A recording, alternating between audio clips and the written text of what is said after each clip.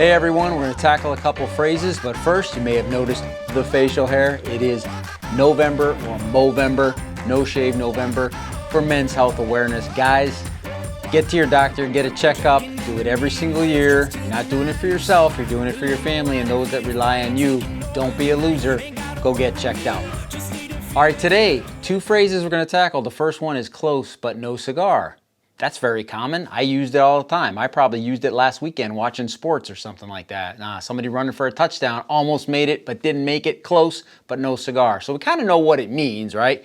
We know you almost earned something, but you didn't quite make it. But what's the whole cigar thing? So basically the cigar connection comes from the mid-20th century where fairgrounds used to hand out cigars as prizes, right? So we've all been to a church bazaar or picnic, whatever you want to call it, depending on where you live. Usually they're held in the summertime. You go there, there's all kind of food, kind of games going on. So you go up and you shoot a bunch of darts at the balloons and you pop a balloon or two or three, whatever it is, and you get a stuffed animal. Or you throw rings on a bunch of bottles, and if you get one on there, they give you a squishy ball or something like that. Well, apparently back in the mid-20th century, you got a cigar. I'm guessing maybe adults only. I don't know why you would give a kid a cigar if he got a ring around a bottle, but maybe everybody got a cigar. I really don't know. I mean, cigars and smoking was much more common back then.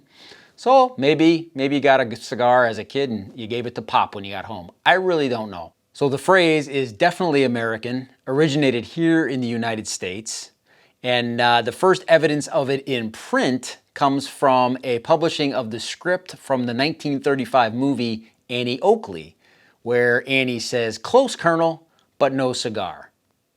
And eventually the phrase becomes more widely used, increasingly popular, whatever you want to say, from about 1949 on. That's kind of when it really took off, and we hear it all the time. So again, we always say, we touched on the origin of it, the meaning of it, and is it okay to use today? Of course it's okay to use today. Nothing politically incorrect with that phrase.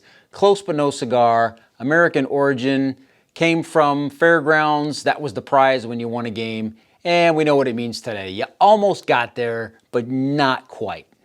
So our next phrase is keep it under your hat. Right? I don't know. Keep it under your hat. We know when we use that, and people do use it today. I use it. I definitely have heard others use it recently, so it's not like super old or super outdated or old-fashioned. But basically, we're telling people to kind of keep it to yourself, right? Keep it a secret. But again, even though the meaning of it is kind of clear and we know how we use it, but where did it come from? What's with the hat? Like, why would anybody keep anything under their hat? And why is that referenced in terms of secrecy? Like, a hat is not where I would put anything I wanted secret from anybody. The obvious thing would be that you want to hide something from somebody, so you would put it under your hat, right? If I took this pumpkin right here and I wanted to hide it, I could put it under my hat, right? I mean, now it's hidden. No one can see it. So there you go. Probably not practical. But the most commonly repeated speculation on the origin of the phrase comes from medieval times and English archers, where they would take extra bowstrings and put them supposedly under their hats or helmets to keep them dry. Well, you say, well, that kind of makes sense, right? I mean, if you didn't have any evidence to the contrary, I mean, certainly that would make sense. They're fighting all weather conditions. They don't want the bowstrings to get wet. They probably snap easier if they're wet. I guess, yeah, you stick them under there, keep it under your hat, kind of makes sense. Not so fast, my friend.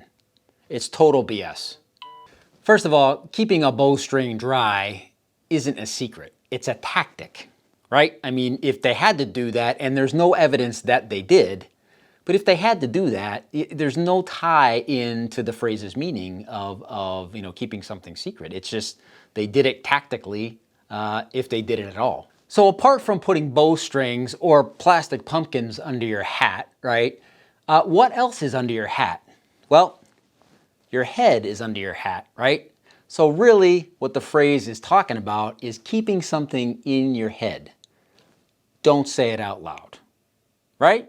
Keep it under your hat means think it, but don't say it.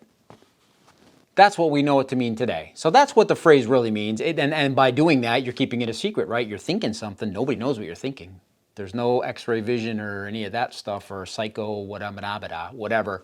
No one knows what you're thinking. So by keeping it under your hat, in your head, you're thinking about it, but you're not saying it out loud, so no one knows what's going on. So it is a secret. So the first time this shows up in print in English, okay, comes from a novel called The History of Pendennis by William Makepeace Thackeray in 1848.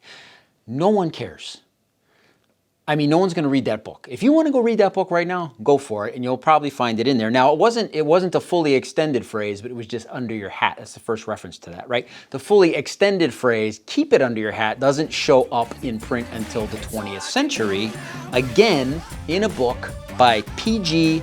Wodehouse called The Imitable Jeeves in 1923. Another book that I am never going to read. However, it does illustrate kind of the time frame when this phrase became popular. Keep it under your hat means think it, don't say it. Keep it a secret. That's it. Catch you next time.